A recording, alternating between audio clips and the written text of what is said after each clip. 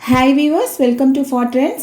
இன்னைக்கு 3 ரெசிபி சத்தான recipe share பண்ணியிருக்கேன். வீடியோவை ஸ்கிப் பண்ணாமல் பாருங்கள்.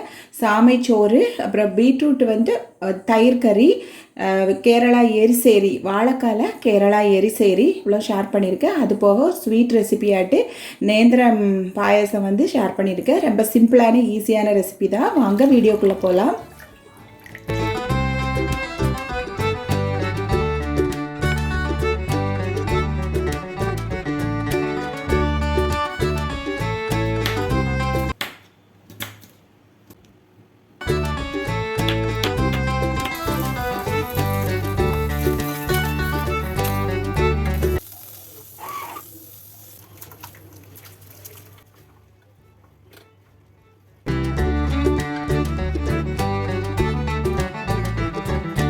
காலையில் ஃபஸ்ட்டு பழைய சோறு சாப்பிடலாம். நைட்டே கொஞ்சம் தண்ணி ஊற்றி வச்சுக்கணும். இப்போ 1 கப் சாதம் இருந்துச்சுன்னா ஒரு 3லேருந்து 4 கப் வரைக்கும் கூட தண்ணி சேர்த்து வச்சுக்கலாம்.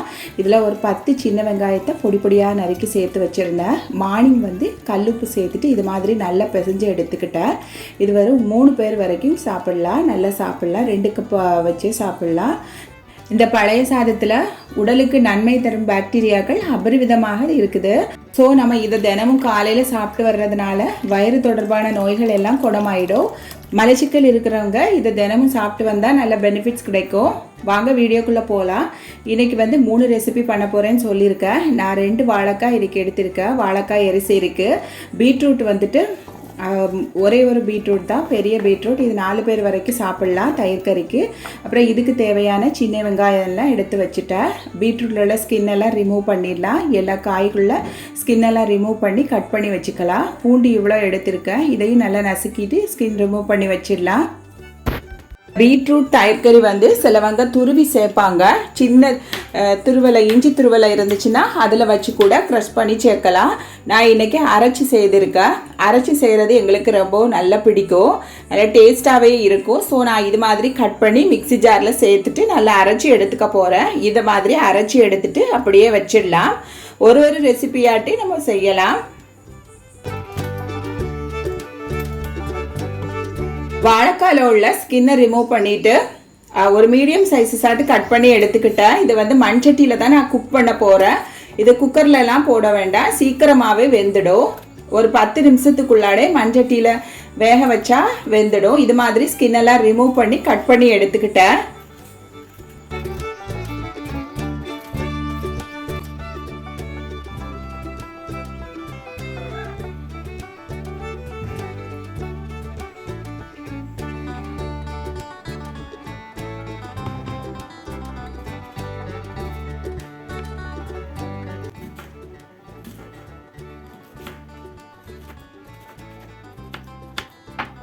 சமைக்கிறதுக்கு முன்னாடி இது மாதிரி எல்லாமே கட் பண்ணி வச்சுக்கிட்டா ரொம்ப ஈஸியாகவே இருக்கும். கேஸையும் மிச்சப்படுத்தலாம்.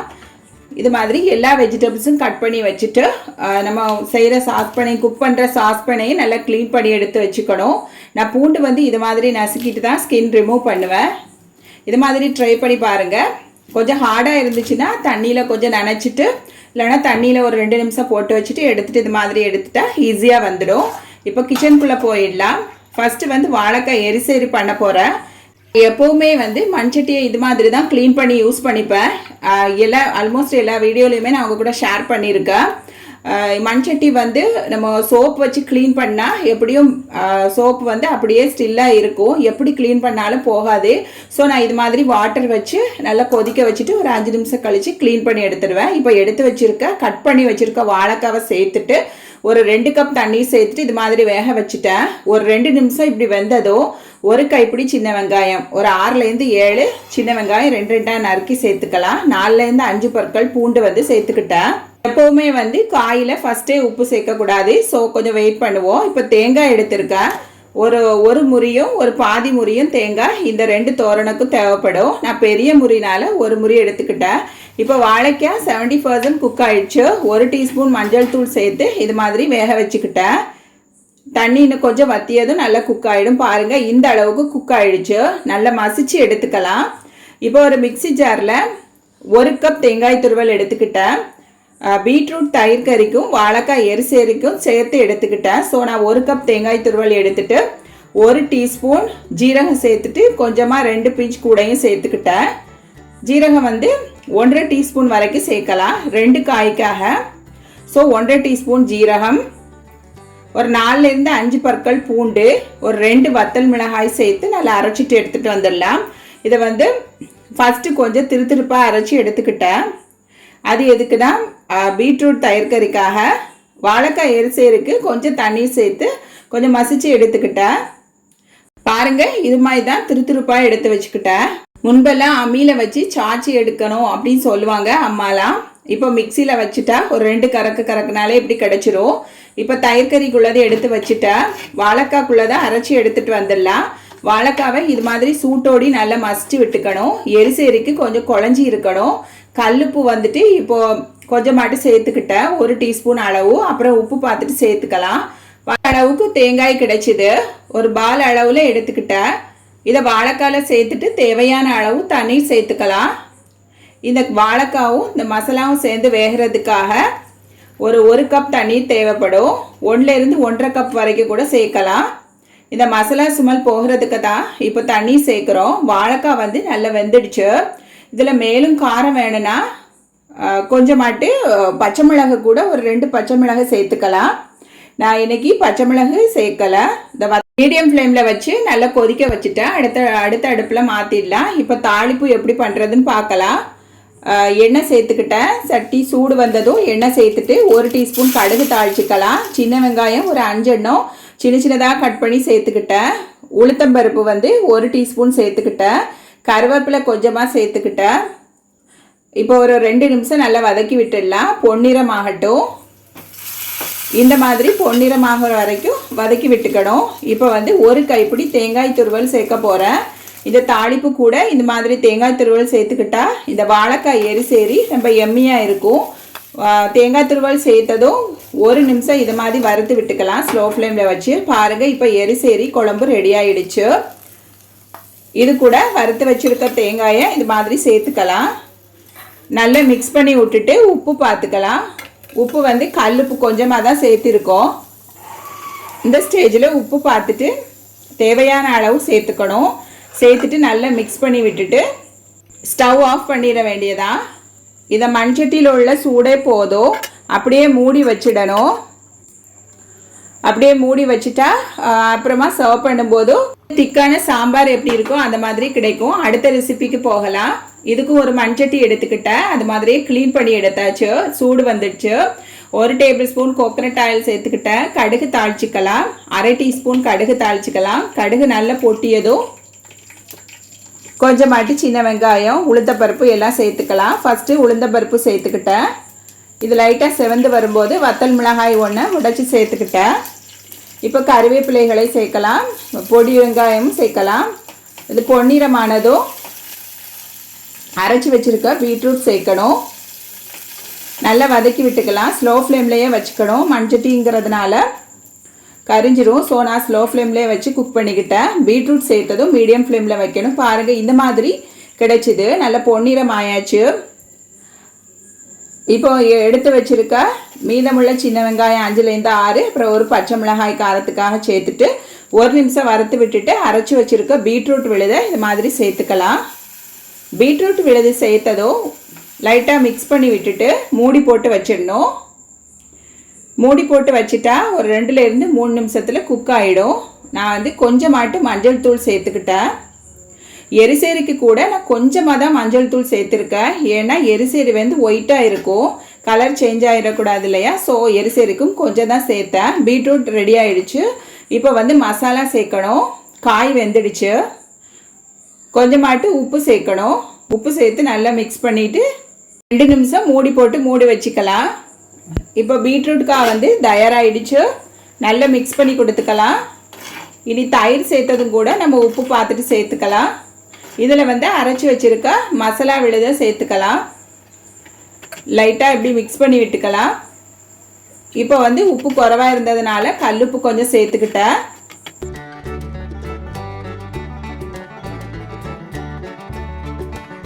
பீட்ரூட் வெந்ததும் அப்படியே இறக்கி வச்சுட்டேன். ஆறிடுச்சு. ஒரு 15 நிமிஷம் ஆனதும் இப்போ தயிர் சேர்த்துக்கலாம். பசும்பாலில் ஊற்றி வச்ச கெட்டியான தயிர் 3 டேபிள் ஸ்பூன் சேர்த்துக்கிட்டேன். 3ல இருந்து 4 டேபிள் ஸ்பூன் வரைக்கும் கூட சேர்க்கலாம். நான் 3 டேபிள் ஸ்பூன் ஃபுல்லாகவே சேர்த்து இது மாதிரி மிக்ஸ் பண்ணி விட்டுக்கிட்டேன்.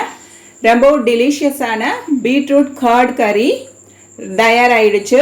ஓணத்துக்கு கண்டிப்பாக இதை ட்ரை பண்ணி பாருங்கள். அடுத்த ரெசிபி என்னன்னு பார்க்கலாம். சாமை அரிசியில் வந்து இன்றைக்கி சாதம் பண்ணியிருக்கேன். சாமை அரிசியை வந்து வடிக்காமல் சாதம் பண்ணலாம், சத்தாவளும் கிடைக்கும். இது மாதிரி அண்ணாச்சி பிராண்ட் சாமை ரைஸ் வாங்கிக்கிட்டா வகைகள் வந்து பொதுவாகவே சீக்கிரமாகவே செரிக்கக்கூடிய தன்மை வாய்ந்தது. ஆல்ரெடி நம்ம சேனலில் வந்து சாமை கஞ்சிலாம் அப்லோட் பண்ணியிருக்கேன், ரைஸ் கூட அப்லோட் பண்ணியிருக்கேன். இப்போ வந்து இந்த சாமை நல்ல கண்ணாடி மாதிரி இருந்துச்சு. இதுக்கு 1க்கு 2 பங்கு தண்ணி தேவைப்படும்னு தோணுச்சு. ஸோ நான் வந்து ஒரு 3 தடவை க்ளீன் பண்ணிவிட்டு 1 கப் தண்ணியில் ஊற வச்சுட்டேன். இந்த சாமை ரைஸ் பண்ணுறதுக்கும் இந்த மண்சட்டி தான் எடுத்திருக்கேன்.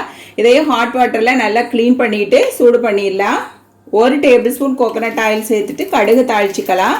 கடுகு 1/2 டீஸ்பூன் போட்டு தாளிச்சுக்கிட்டேன். 1 கைப்பிடி சின்ன வெங்காயம், அதாவது 10 சின்ன வெங்காயத்தை 2 நறுக்கி இப்படி சேர்த்துக்கிட்டேன். 1 கைப்பிடி கறி லீஃப் சேர்த்துக்கிட்டேன். ஃப்ரெஷ் கறி லீஃப் இருந்துன்னா 2 கைப்பிடி வரைக்கும் கூட சேர்த்துக்கலாம். இது மாதிரி ஒரு 2 நிமிஷம் ஸ்லோ ஃப்ளேமில் வச்சு நல்லா வறுத்து விட்டுக்கலாம். பொன்னிறமானதும் ஒரு 1/2 டீஸ்பூன் இஞ்சி பூண்டு விழுது சேர்த்துக்கிட்டேன். இந்த இஞ்சி பூண்டு ஸ்மெல் உங்களுக்கு பிடிக்காதுன்னா ஸ்கிப் பண்ணிக்கலாம். எனக்கு வந்து இந்த இஞ்சி பூண்டு சேர்க்குறது பிடிக்கும், ஸோ நான் கொஞ்சம் சேர்த்துக்கிட்டேன். இப்போ 2 கப் தண்ணி சேர்த்துட்டு கூட ஒரு 3/4 கப் சேர்க்க போகிறேன். ஏன்னா இந்த சாமை ரைஸ் வந்து 1 hour வரைக்கும் ஊற வைக்கலாம். நான் ஒரு 1/2 hour தான் ஊற வச்சுருக்கேன். ஸோ நான் அந்த சாமை ரைஸில் உள்ள தண்ணி போக கூட 2 கப் சேர்த்துக்கிட்டேன். நல்லா வெந்தால் தான் பிடிக்கும், ஸோ நான் அது மாதிரி சேர்த்துக்கிட்டேன். உப்பு வந்துட்டு கல் உப்பு ஒரு டீஸ்பூன் சேர்த்துக்கிட்டேன். அப்புறமா பார்த்துட்டு சேர்க்கலாம்னு நல்லா மிக்ஸ் பண்ணிவிட்டு இந்த தண்ணியை வந்து கொதிக்க விட்டுடலாம். சாமை ரைஸ் வந்து 1/2 hour நல்லா ஊறிடுச்சு. இந்த ஊற வச்சிருக்க சாமை ரைஸ் வந்து சாஃப்ட் ஆயாச்சு. தண்ணி நல்லா கொதிச்சதும் சேர்த்துக்கணும். கொஞ்ச நேரம் மூடி போட்டு வச்சுக்கிட்டா ஒரு 5 நிமிஷத்தில் இது மாதிரி தண்ணி கொதிச்சிரும். இப்போ சாமை ரைஸை வந்து சேர்த்துக்கலாம். சாமை ரைஸ் சேர்த்து நல்லா கொதிச்சதும் ஒரு 5 நிமிஷம் மீடியம் ஃப்ளேமில் வச்சு அப்படியே மூடி போட்டு வச்சுக்கணும். அப்புறம் இடைக்கிடையே கொஞ்சம் மிக்ஸ் பண்ணி விட்டுக்கணும். 2 தடவை மூடி எடுத்துட்டு மிக்ஸ் பண்ணி விட்டுக்கிட்டேன். டோட்டலாக இது வந்து ஒரு 10லேருந்து 12 நிமிஷத்தில் வெந்துடும். தண்ணீர் வந்து கரெக்டாக தான் வச்சுருக்கேன். இதே அளவில் நீங்களும் வச்சு பாருங்கள். இது மாதிரி கிடச்சிது. இது வந்து 5 நிமிஷத்தில் கிடச்சிது. மேலும் மூடி போட்டு மூடி வச்சுட்டு 10 நிமிஷம் கழித்து ஸ்லோ ஃப்ளேமில் வச்சுட்டு பார்க்கலாம். பாருங்கள், 10 நிமிஷத்தில் இது மாதிரி இருந்துச்சு. இன்னும் ஒரு 5 நிமிஷம் மூடி போட்டு வச்சுக்கலாம். டோட்டலாக 12 நிமிஷத்தில் சாமை சாதம் டெலிஷியஸாகிட்டு தயாராகிடுச்சு. ஹெல்த்தியான சோறு இது. கண்டிப்பாக செய்து பாருங்கள். உடம்புக்கு குளிர்ச்சி தரும், ரொம்பவும் நல்லது. கண்டிப்பாக ட்ரை பண்ணி பாருங்கள். ரொம்பவும் ஹெல்த்தியான ரெசிபி. அடுத்த ரெசிபிக்கு போயிடலாம். ஒரு ஏத்தங்காய் எடுத்திருக்கேன், ஏத்தம்பழம்.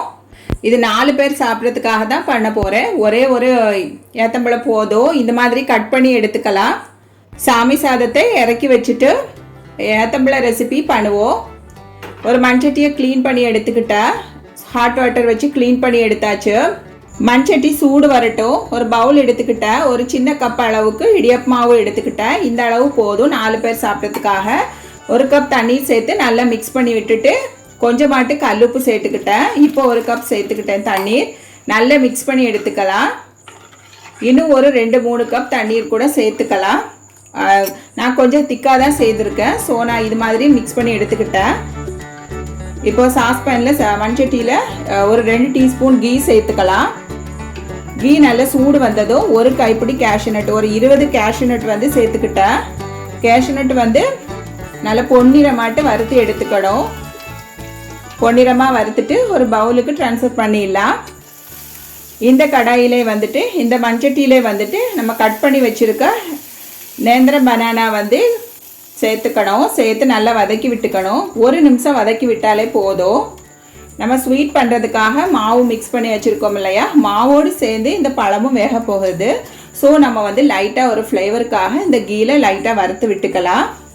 இப்போ மிக்ஸ் பண்ணி வச்சுருக்க இடியப்ப மாவு கலவையை சேர்த்துடலாம். சேர்த்துட்டு ஒரு 2 நிமிஷம் கைவிடாமல் ஹை ஃப்ளேமில் வச்சு மிக்ஸ் பண்ணி விட்டுக்கணும். பாருங்கள், கூட 1 கப் தண்ணீர் கூட நான் சேர்த்துக்கிட்டேன். இது மாதிரி மிக்ஸ் பண்ணி விட்டுட்டே இருக்கணும். இதில் வந்து ஃப்ளேவருக்காக 1 டீஸ்பூன் ஏலக்காய் பவுடர் சேர்த்துருக்கேன். சேர்த்து நல்லா மிக்ஸ் பண்ணி விட்டுக்கலாம். ஒரு 5 நிமிஷத்தில் மீடியம் ஃப்ளேமில் இது நல்லாவே குக் ஆகிடும், திக்காக வந்துடும். இந்த ஸ்டேஜில் வந்துட்டு 2 டீஸ்பூன் கார்ன்ஃப்ளவரை 1/2 கப் தண்ணியில் நல்லா மிக்ஸ் பண்ணி எடுத்துக்கிட்டேன். வெறும் ரைஸ் ஃப்ளவர் சேர்க்கறதுக்காக வேண்டி இந்த கார்ன்ஃப்ளவர் நீங்கள் மிக்ஸ் பண்ணி பாருங்கள், டெலிஷியஸாக இருக்கும். ரொம்ப தண்ணி சேர்க்க வேண்டாம். 2 டீஸ்பூனுக்கு 1/2 கப் தண்ணி சேர்த்தா போதும். இப்போ தீயை ஸ்லோ ஃப்ளேமில் வச்சுக்கலாம். கார்ன்ஃப்ளவர் சேர்த்ததும் இந்த மாதிரி மிக்ஸ் பண்ணி விட்டுட்டு தண்ணி கூட ஒரு 1/2 கப் சேர்த்துட்டு மீடியம் ஃப்ளேமில் வச்சுட்டு மிக்ஸ் பண்ணி கொடுத்துட்டே இருந்தால் இந்த மாதிரி திக்காக கிடைக்கும். இப்போ ஒரு 2 டீஸ்பூன் கீ சேர்த்துக்கிட்டேன். இப்போ மாவு கொஞ்சம் வேக வேண்டி இருந்துச்சு, ஸோ நான் 1/2 கப் தண்ணீர் கூடவே சேர்த்துட்டு நல்லாவே மிக்ஸ் பண்ணி விட்டுக்கலாம். ஒரு 5 நிமிஷத்தில் இது குக் ஆகிடும். இதில் வந்து சுக்கு பவுடரும் நாட்டு சர்க்கரையும் இனி சேர்க்கணும். இப்போ துருவி வச்சிருக்க தேங்காய் துருவல் வந்து ஒரு 1/2 கப் சேர்த்தா போதும். நெய் கூட சேர்த்துருக்கிறதுனால 1/2 கப் தேங்காய் துருவல் வந்து சேர்த்துக்கிட்டேன்.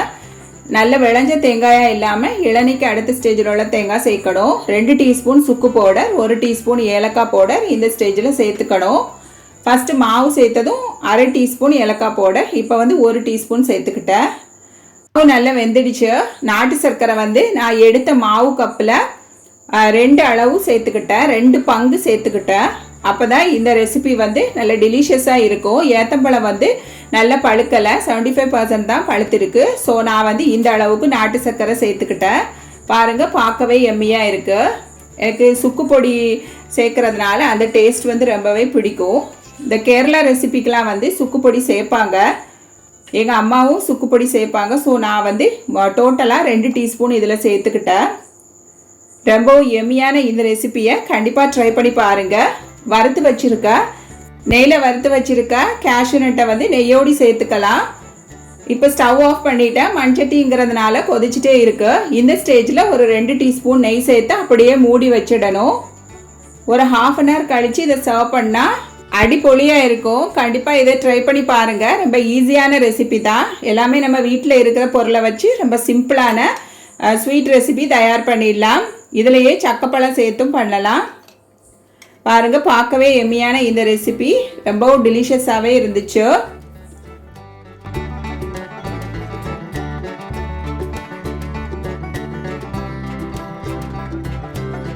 இந்த ரெசிபி செய்து முடிச்சதும் இது மாதிரி பவுலில் எடுத்து அப்படியே செட் பண்ணி வச்சுட்டா ஒரு 10 இருந்து 15 நிமிஷத்தில் ஆறிடும்.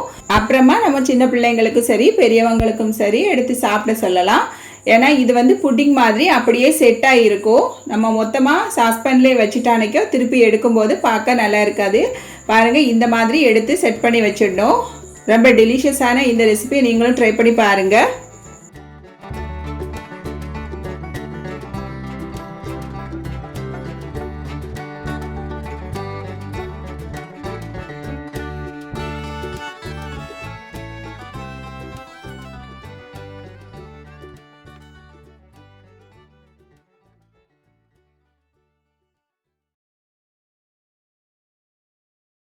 இந்த சாமை சாதத்துக்கு கூட வாழைக்காய் எரிசேரி, பீட்ரூட் தயிர் கறி, அப்புறமா கொஞ்சம் தயிர், சைடிஷ் ஆட்டு பப்படு, அப்புறம் ஊறுகாய் கொஞ்சம் எடுத்துக்கிட்டா ரொம்பவும் நல்லா இருக்கும். கண்டிப்பாக ட்ரை பண்ணி பாருங்கள். இது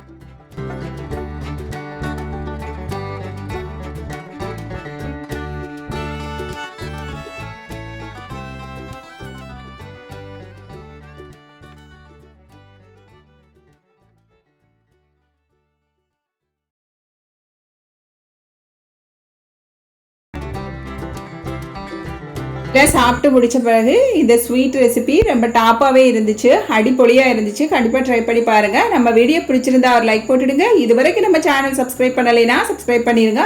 ஃப்ரெண்ட்ஸ் அண்ட் ஃபேமிலி கூட வீடியோ ஷேர் பண்ணுங்க. கமெண்ட் பாக்ஸில் பதிவுகளை மறக்காமல் எழுதுங்க.